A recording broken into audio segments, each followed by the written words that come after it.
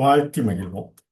இன்று நாம் 51,200 ஆண்டுகளுக்கு முன்பு எவ்வாறு கதை சொல்லி காலம் என வகுத்துள்ளனர் என்பதனை காண உள்ளோம். கதை சொல்லி காலம் என்று தற்பொழுது கூறக்கூடிய இந்த கதை சொல்லி காலம் எவ்வாறு ஒவ்வொரு காலத்திலும் நிலை பெற்றுள்ளது என்பதனை தொகுப்பாக ஒரு வரைபடத்தின் மூலம் உருவக்கலை மூலம் அறிந்து கொள்ளலாம் என்று உள்ளோம். இதை கதை சொல்லி காலம் என்று 51,200 ஆண்டுகளுக்கு முன்பு இந்தோனேசியாவில் சுலஸ் சுலவேசி தீவில் நியாங் கரம்புவாங் என்ற குகையில் ஒரு சிவப்பு நிறமி கொண்ட ஒரு குகை ஓவியத்தை கண்டுபிடித்துள்ளனர். இவை கிரிஃபித் பல்கலைக்கழகம் ஒரு ஆராய்ச்சியாக தொடர்ந்து மேற்கொண்டுள்ளது. அந்த கிரிஃபித் பல்கலைக்கழக குறிப்பிலிருந்து இந்த பகுதியினை 51,200 ஆண்டுகள் முன்பு கதை சொல்லி காலம் என பகிர்ந்துள்ளனர். அதற்கு முன்பாக இந்த புவி எவ்வாறு நிலைத்துள்ளது என்பதனை தொடர்ந்து இந்த பதிவில் மேற்கொள்கிறோம்.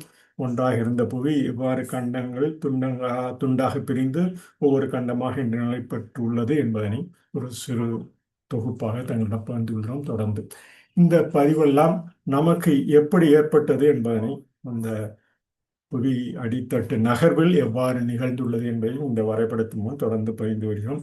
இவ்வாறு நிகழ்ந்துள்ள அந்த பதிவு, அந்த புவியடி நகர்கள் தான் இன்று நாம் காணும் நம் காலகட்டத்தில், நாம் வாழ்ந்து கொண்டிருக்கும் இந்த காலகட்டத்தில் உள்ள நிலையான பகுதி.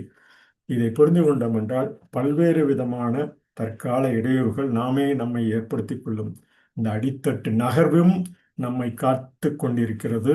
அவை காத்து கொண்டிருப்பதுதான் நாம் வாழ்ந்த 100 ஆண்டு கால மனித இன வாழ்வுக்கு பொருந்தும் என கூறி இந்த உருவங்களை பற்றி கதை சொல்லும் காலம் என இந்த இந்தோனேசியாவில் சுலவேசி தீவில் இந்த பகுதியை பார்த்தீர்கள் என்றால் தெரியும்.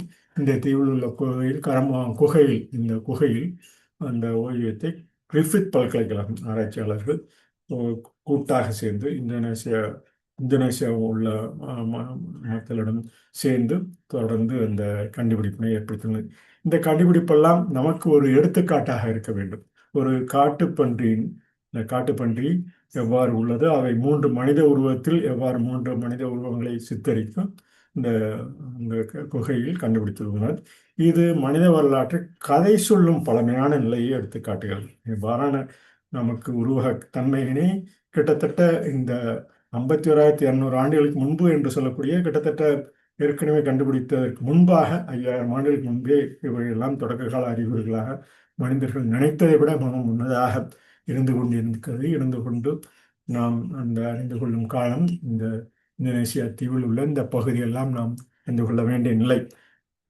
இவை தொடர்ந்து நாம் பதிந்து கொள்வது எதற்கென்றால் இந்த நமது புவியில் உள்ள இந்த அண்ட சராசர கோள்கள் எவ்வாறு நகரும் சூழ்நிலையில் புவியிலும் எவ்வாறு நகர்ந்து பிரிந்து உள்ளது என்பதனை நாம் அறிந்து கொள்ளலாம். இந்த லியாங் கரம்வாங் ஓவியத்தின் முக்கிய அம்சங்களாக குறைந்த 3 சிறிய மனித உருவங்களை, ஒத்த உருவங்களை கொண்ட சொல்லப்பட்ட அந்த சுலவேசி உள்ள அந்த குகையில் மறுபன்றியின் சுமார் 92.38 சென்டிமீட்டர் தத்ரூபமான சித்தரிப்பு அவை கதை சொல்லி காலமாக இந்த ஒரு உருவம் பன்றியின் கழுத்தருகே குச்சி போன்ற ஒரு பொருளை பிடித்திருக்கிறது என்றும், மற்றொரு உருவம் கால்களை அகட்டி தலைகளாக படுக்க வைக்கப்பட்டு பன்றியின் தலையை தொட்டு கொண்டிருக்கிறது என்பது, 3வது உருவம் ஒன்று விலங்குடன் இயங்கியபடி ஒரு துடிப்பான தோரணியில் இருப்பது போல் தெரிகிறது.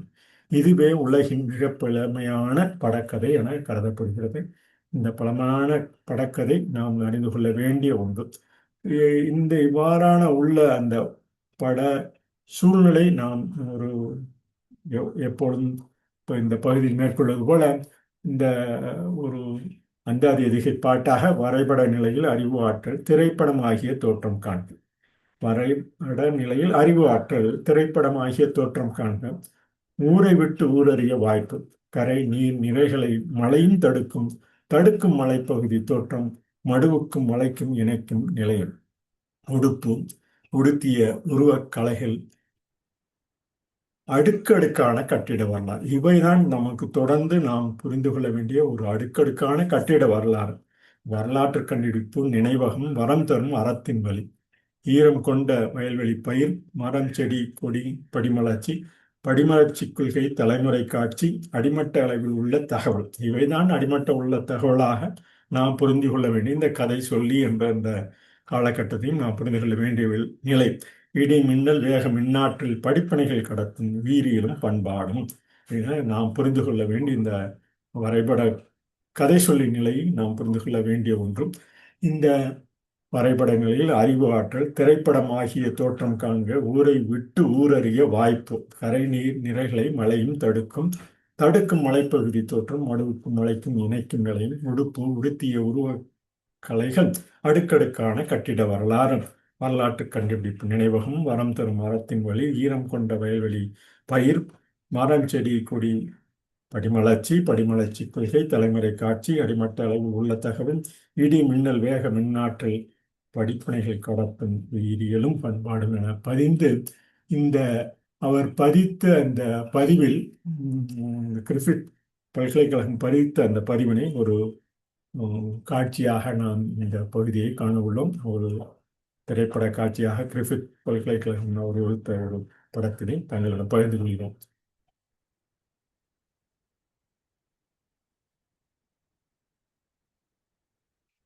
This is the oldest known cave painting in the world.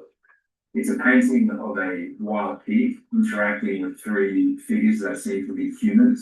This is a really important discovery because it really changes our understanding of when humans develop the ability to tell complex stories through the use of pictures. We've dated it using a method known as laser ablation uranium series. So this essentially uses a laser to measure when these tiny little layers of calcium carbonate form naturally on top of the rock art. So we can say that that art was there on the wall at least 51,200 years ago. Archaeologists had long believed that the use of seams in rock art was a relatively recent.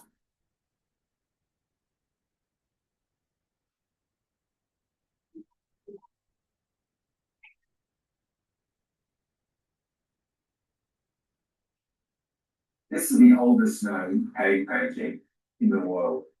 It's a painting of a wild pig interacting with three figures that seem to be humans. This is a really important discovery because it really changes our understanding of when humans develop the ability to tell complex stories through the use of pictures. We've dated it using a method known as laser ablation uranium series. So this essentially uses a laser to measure when these tiny little layers of calcium carbonate form naturally on top of the rock art. So we can say that that art was there on the wall at least 51,200 years ago. Archaeologists had long believed that the use of seams in rock art was a relatively recent development in human history, say the last 20 or 30,000 years, and it took place initially in Europe. This little known culture